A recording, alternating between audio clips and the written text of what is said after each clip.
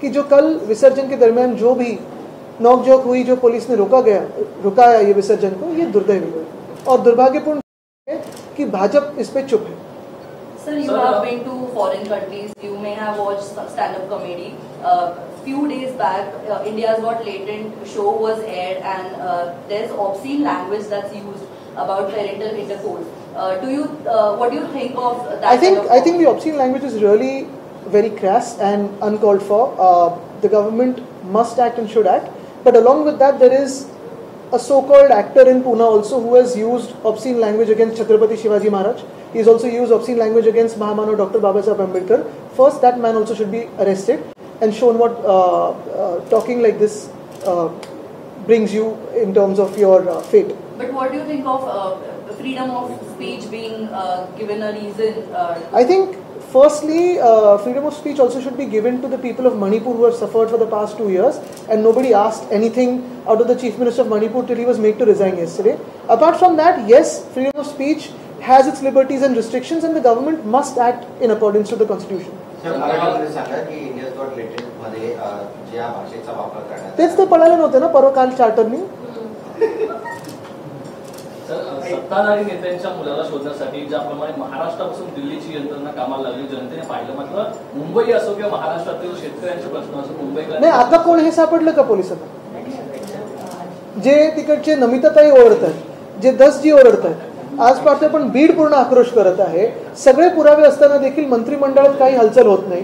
परभणीत देखील तसाच आक्रोश होत आहे. आणि दुर्दैव असे की मुख्यमंत्री काहीच बोलत नाही त्याच्यावर. सगळे देतात ना, पण सरकारला काही फरक पडतोय का? ठीक आहे.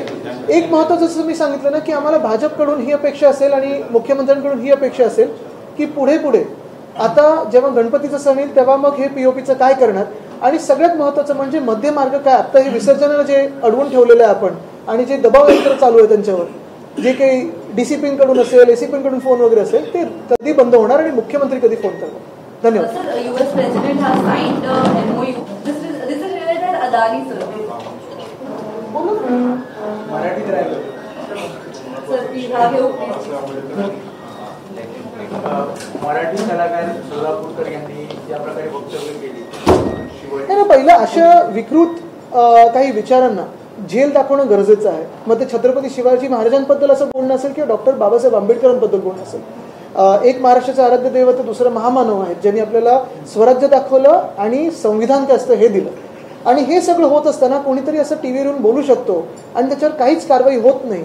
काही महाराष्ट्र सरकार झोपलं आहे का की बहुमतात एवढं व्यस्त आहे आणि त्यांच्या स्वतःच्या भांडणात आणि ते काय पालकमंत्री मालकमंत्री बंगला गाडी दिवे लाल दिवेमध्ये एवढं व्यस्त आहे की छत्रपती शिवरायांचा आणि महामानव डॉक्टर बाबासाहेब आंबेडकरांचा पण अपमान आता त्यांना दिसत नाही.